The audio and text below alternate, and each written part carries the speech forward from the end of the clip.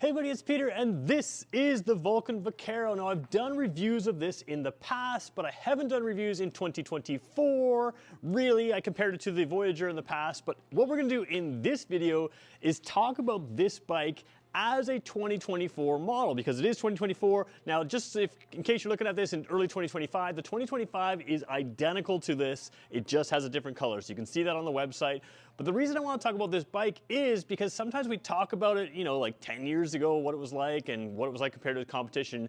And what I want to do today is talk about what this bike is, how it compares to competition, and why you may or may not want to buy this bike now. This is late December, and like I said, one of the main reasons to buy this bike right now, it's got a little Christmas ribbon on there, is because we know the 2025 bike is the same, it's just a different color, and one of the reasons people like this bike is because they can buy a new bike, very reliable, cheaper to service, we'll talk about all that stuff, but you can buy a new bike with some of that old feel to it, and you can get it at a better price now than you can next year. We already know the next year model with the different color is going to cost more. They always cost more every year. This one is cheaper to start with. It has more discounts, and you could get it for Christmas and be ready to ride as soon as the snow clears here in New Brunswick. So again, filming here in New Brunswick, Jim Gilbert's Wheels and Deals, Jim Gilbert's Power Sports. This is the #1 volume Kawasaki dealer in the country, and they give me complete access to their entire vehicle lineup. We're filming this a little bit out further today because they got all kinds of bikes in behind. They got all kinds of bikes over there. They got all kinds of bikes down there and down there. They are loaded with motorcycles still, and they will keep these all winter to sell them to you, so you can come check them out. So if you're anywhere in the area, make sure you check them out. And again, if you want to know more about these bikes, just subscribe to the channel. Let me know in the comments what you want to know, because again, I'll be going over these all winter, all spring, and throughout the next year as the 2025 models come out as well. All right, let's get going with this review. So let's place this bike in its class. Things change over time, and although this bike has stayed the same, there's usually a curve that motorcycles go through. They come out, they're sort of class competitive, and then they usually fall behind the latest and greatest model, and then there's a change where it's like, you know what, I still want that original style, but new, and that's where this one's at. And it's particularly in this class where you've got competitors that cost a lot more. They've got touchscreen displays, Apple CarPlay. You know, sometimes those are great for people, but sometimes that's not what people think of when they want a big V-twin motorcycle. And this one stays true to its roots, but again, you're still buying something new. Now again, as this engine has been out for a while, this 1700cc engine, it's been out for a long time, it's still a relatively modern engine. It's a liquid-cooled V-twin, and there's just less computer controls. We all know that big cruiser brand. A lot of them have moved to more flashy computer controls because they've got to justify that higher price. Whereas this one, you're getting into the traditional motorcycle you've always wanted. It's going to be cheaper to buy, cheaper to service, cheaper to run. And you have something that you can get brand new, so you know the maintenance is caught up, you know everything that's gone on with this bike, and you can add the accessories that you want to make it yours. So let's start at the front, talk about some of the technologies on this bike. We're gonna go through all the storage, all the pieces and parts, and we're gonna finish up with helping you decide if it's right for you. So if you've seen my motorcycle reviews before, you know I love to start at the front wheel to talk about what the manufacturer's intent with the motorcycle was. And of course, at first glance, you see typical motorcycle stuff, typical cruiser stuff. You see extra wide tubes here. I don't know if you can see in the picture here, we'll show you a little bit higher up on here, but you've got a really clean look over top from your forks here. You've also got dual disc brakes. That's what you need in a heavier bike. But what I love about Kawasaki is they really dig into, or they really kind of lean into the exact class that they're competing in. So on a sport bike, on a, you know, true racing bike, they give it all the technology for racing, but even on this cruiser bike, you've got a technology that's only used on these heavier bikes. So it's called the ABS, and it's the K-ACT, Kawasaki, I can't remember the acronym, you can look that up. But what it does is it's made for these heavier bikes, and it is a linked braking system. So you've got the dual discs over here like you would have on the sport bikes, but a different style of dual disc, not the floating caliper. But what it does is when you grab a whole bunch of front brake, obviously it's gonna use the front brake, but it also balances that pressure to the rear wheel so you don't have as much dive in the bike. Same thing if you use the brake pedal more so than the front brakes. It's gonna balance that braking force front to rear to make sure that the rear wheel doesn't lock up. Because on a bike this big, when these things start moving around, you know, on a sport bike, sometimes you wanna dance around the back end with that rear brake. Well, you don't want this thing moving around at all. So what it does is it allows you to have a somewhat linked braking system. So it still has an independent front and rear brake, but depending on your speed, depending on all sorts of different things, it's going to decide how much braking force you should put front and rear to minimize the squat or the dive. And what that does is preserve suspension travel as you're braking, and it also minimizes the rear wheel skid. So you don't see that here, but that's some technology that's built in. What you do see are traditional cruiser wheels for a heavier bike, traditional dual disc brakes, traditional setup here, and that's what you want, is a traditional setup. Now we'll just scroll a little bit higher here. I want to show you a couple things while we're at the front here. So like I said, you've got those clean fork tubes right there. And the other thing that's a little different here is your radiator. On almost every other Kawasaki bike, it is wider than it is tall. This one is taller than wide. So just a little bit of design to make that liquid cooling blend in. And you'll see what I mean as we take a look at the side of the bike, and it looks like an air-cooled V-twin. So as this bike has evolved, essentially the engine is the same. It's a V-twin 1700cc, and you can see here you've got some design details here. You've got this sort of darker gray color, and then you've got the fins here. Looks like an air-cooled V-twin, and even to the angle you're at, you can kind of see that between the radiator and the front fins, there is some airspace in there. So it really does keep that traditional look of the air-cooled V-twin, but of course you have the benefit of a liquid-cooled bike, so you don't have some of those unequal heating and issues there. You've got proper control over everything there, and that's going to allow you to have that consistent power no matter what's going on. Overall, you've got a really good classic look here, a lot of blend of the right kind of chrome in the right kind of spaces. So you've got chrome out to the back there. We've also got sort of that darker color, which I really quite like. So, it really balances out. And again, unlike their sport bikes, you can see here, again, we showed you sort of that gap right in here, which you can't really tell.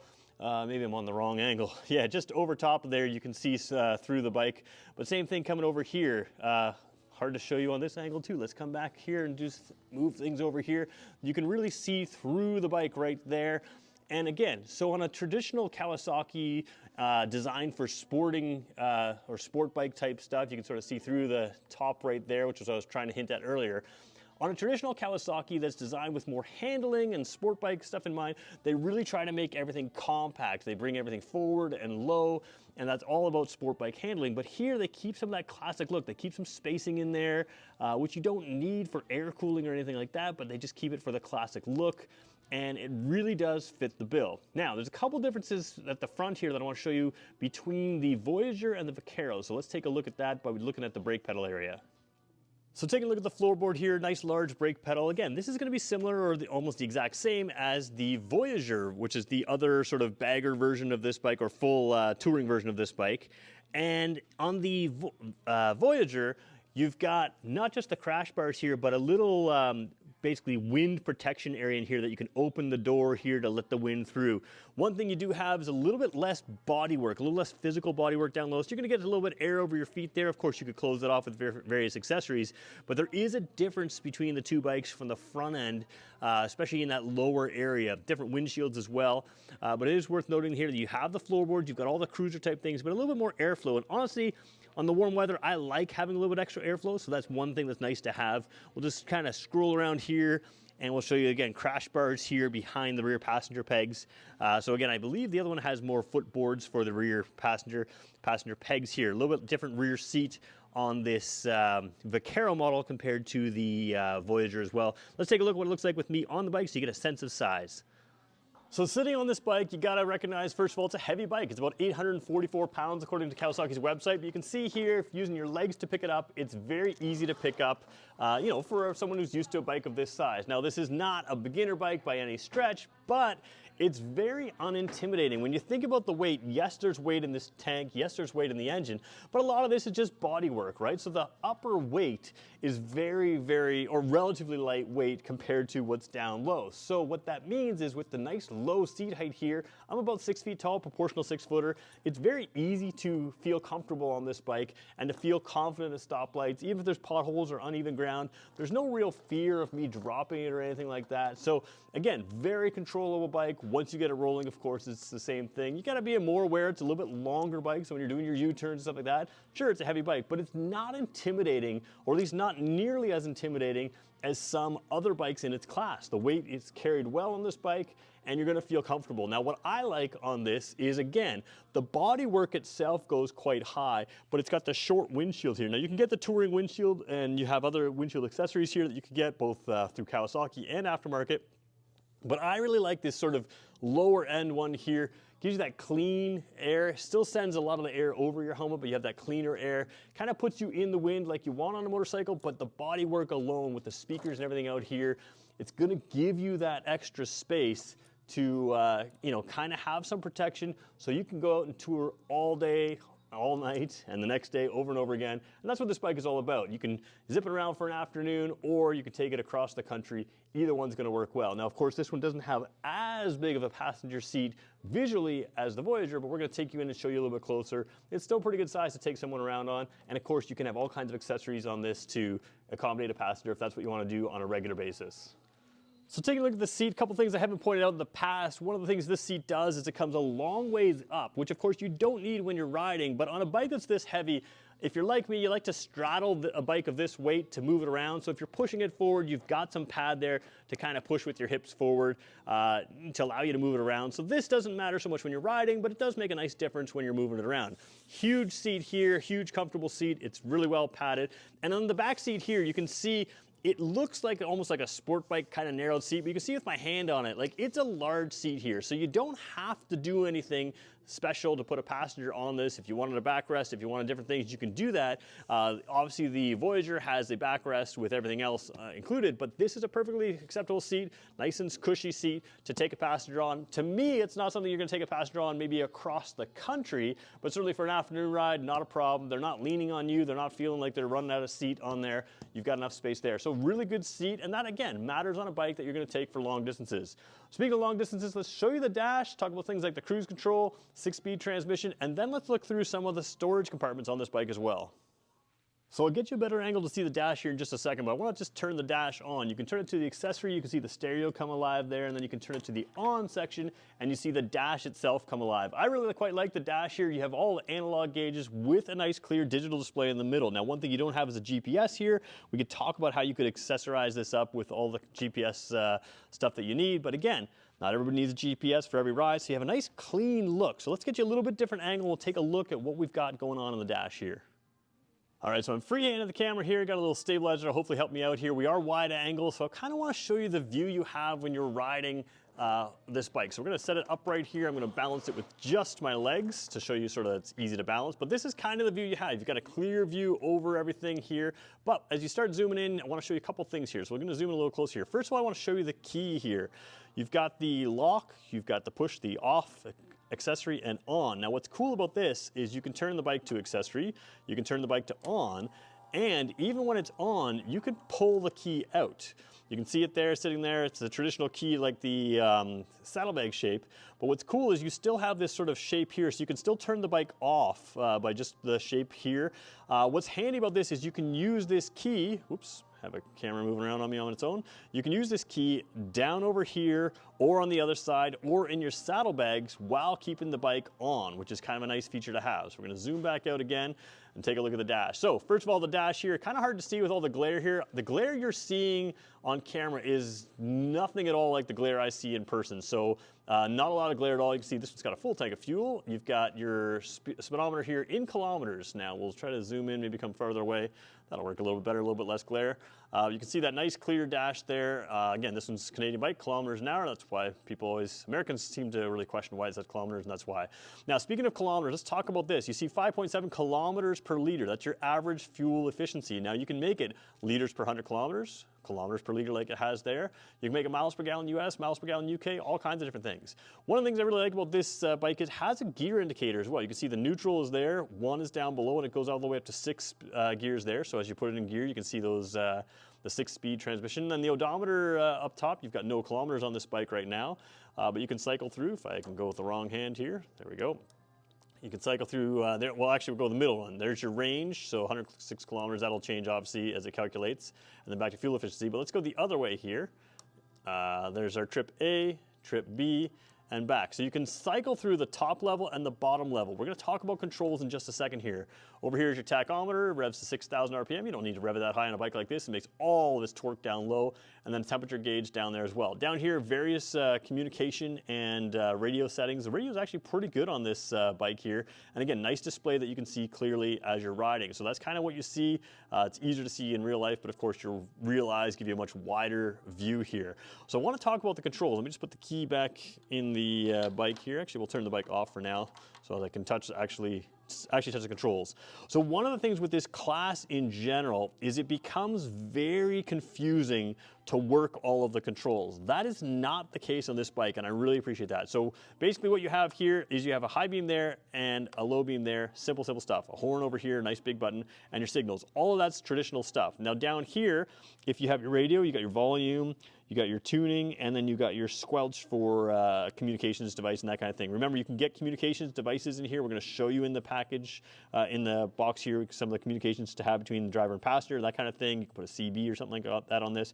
But you've got your basic controls here. These ones you're not adjusting as much. These are your riding controls, and that's it. No touchscreen, no menu system that you have to figure out and go through.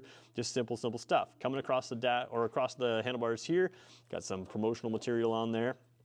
So you can see down here what you've got. Cruise control on, try to get it focused. Oh boy, let's see if we can get this out of the way. There we go. You got your cruise control on. We're gonna kind of zoom out and zoom in, see if we can get it clear. There we go. Cruise control on the left, and then the set and resume there. So again, I'm using the wrong hand here, but it would be pushed there to turn it on, and you can set or resume a lot like your car. That mode A and mode B button, so what that was doing was adjusting the upper and lower. So A upper, B lower, the information that we showed you in there, fuel efficiency and that kind of thing. Back over here, you've got your start switch. You do have a four-way flasher, which I really appreciate, especially on a touring bike, and on the handlebar, you have the kill switch. So all of this stuff is simple to control. And again, when this bike came out, that's kind of what bikes had. And then he went into, maybe it fell behind. But now you're looking at something that, it's everything you want and nothing you don't. You haven't got the touch screens, you haven't got all this stuff. If you want to throw a GPS in here, you've got lots of room to do that, and it would still be out of the way. I'm trying to show you, on my eyes, it's out of the way. So it would be out of the way. You could put something down here, have a full GPS screen, and then look up to your radio, then look up to the dash, and look up to everything else. So you could absolutely do that nice cleanly in here if you wanted to. Let's take a look at a couple other things. We'll just set the bike down the side. We'll take a look at some of the storage compartments as well as the speakers there, because there's some couple features in here that I want to show you. So taking a look at the left side of the bike here, you can see the speakers in there. You've got different accents here. So this one's black on here. Other times you've got chrome, but you will notice the body color runs along the inside, which I really think is cool. Sometimes they have just black on the inside, but you can see that body color. So again, you're paying for the body color, might as well see it. Now remember, the key we can take out of here, we can keep it out. We can take it out while it's on.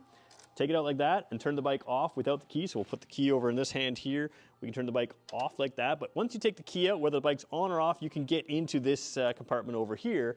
So again, instead of having a switch on there, everything's locked, but you can pull the key out without having to turn the bike on. So if you're keeping something like your sunglasses in here or some riding gloves or whatever you want to keep in here, you've got some space. And you also have some connectors. Now again, you can get the Kawasaki accessories for different types of radios, communicators, that kind of thing to put in there. So you do have that option on the left side here. On the right side, there's the exact same thing, but it does not have the, a little out of view there, but it does not have the wiring in there. So you've got the same type of thing there.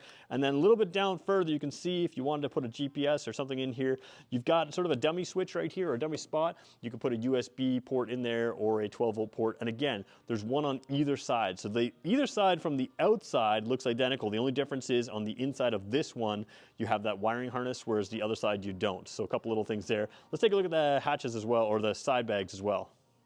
So taking a look at the saddlebags here, nice thing again, remember you can pull that key out without having to stop the engine. You put the key in, it's not going to come out once it's unlocked. So the key stays in there, but there is a handle here which you can lift. Once you lift that handle, nice foam or firm foam pad on the bottom here. You've got the same sort of bungee type clip there that you have on a lot of the other bags on Kawasaki, like on their Versys 1000, but of course a different style bag. So you've got the ability to hold things in. If you want to get interior bags for this, you can get that. Just take them inside. These saddlebags are not removable, at least not quick release removable, like they would be on something like the Versys 1000. So they're set there. So if you wanted to get a bag that fit there, you could take that in with you wherever you're going. But it's plenty of space to take what you need. Again, if you want more space, you can get basically the same bike here with a top box on the back, which is going to be the the Voyager, but the Vaquero here gives you all the space you would need for day trips, weekend trips, and again, you can always put a soft bag on top on that rear seat and have all the space you need. Some people put little racks over here that keep it from getting scratched if you were to put a wide soft bag across. So you've got lots of options to take luggage, same storage space on both sides, and again, once you close it up here, I'm just going to be real gentle with it. I'm going to use the handle to shut it. Then once you take the key, once you've got the key, you know it's locked. So if the key is with you, if the key's in your pocket, you know those bags are locked, so you're good to go. One thing to be careful with the key being removed is you don't want to remove it at your house. You don't want to start it, remove it at your house. You want to make sure you're taking your key with you, because once you turn it off, you're going to need the key to start it.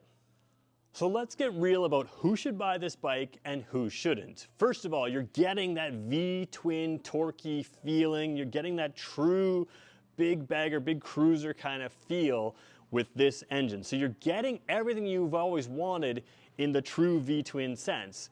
But a couple things you aren't getting. You aren't getting the Harley-Davidson pricing. You aren't getting the Harley-Davidson servicing pricing. And you're getting a bike that is known to be really, really, really reliable. So when you buy it used, you know that if you buy it new, excuse me, instead of having to buy the other one used, you know what maintenance has been done, what maintenance hasn't been done. And you've got something that is going to give you all the feel, all the traditional stuff that you want for a much lower price. Now, if you're someone who needs the latest and greatest technology, remember, this one's got key technologies in key places, like that really unique ABS braking system. That's going to work for you. So you right away have ABS, which can pulse the brakes, but you also have a linked braking system, which is also going to prevent you from, for instance, locking the rear wheel or having too much dive in the front, losing your suspension travel. So you've got something that's going to take care of you on the road, but you haven't got anything that's going to interfere with you. One of the things I really like about this bike is it's just about the ride. You don't have several menu items that you just can't figure out which menu item does what or which button does what. Everything is really clear. There's no touch screen to figure out and take a hand off and have to stare at a screen to make sure you're hitting the right spot. All of this is about the ride. So if that appeals to you, this bike is for you. Now, if one of the reasons this bike appeals to you is because it's less expensive than some of the other brands, right now is the best time to buy it. You're sitting here at Wheels and Deals right now. This is sitting here. We know already on the website, the 2025 model, it's just a different color, it's the same bike, it's going to cost you more. Forgetting the fact that the MSRP is more, this one is going to give you a discount right from Kawasaki right now, so it's the best possible time to buy this bike if one of the appeals of it is that it's less expensive. Now, the other thing I like is, you know, sometimes people dream of, let's say, a Harley. Let's just put it out there. Those Harleys have become so computerized now and so much more expensive, they're really not the bike that a lot of you have always dreamed about. This one still is, and that's one of the real appeals about this bike. It's just that classic feel, and you're not going to have many more of these classic feeling bikes that you can buy new for a whole lot longer. So this bike at this time is one of the best times to buy, and that's why I'm reviewing it late 2024. So tell me what you think about this bike. I know you guys have seen me review it before, but I want to see some of your guys who own this bike. Tell me your favorite parts about this bike, some of the places you've gone, trips you've done, that kind of thing. Tell me what you love about riding this bike so that the people in the comment section can see that as well. We're all fans of this bike. Let's be honest, it's a pretty cool bike. So thank you for watching this far. Make sure you fill out some comments, and then do me a favor, guys, if you made it this far, hit the subscribe button. We'll have a whole lot more content coming for you soon. We'll talk to you in the next one.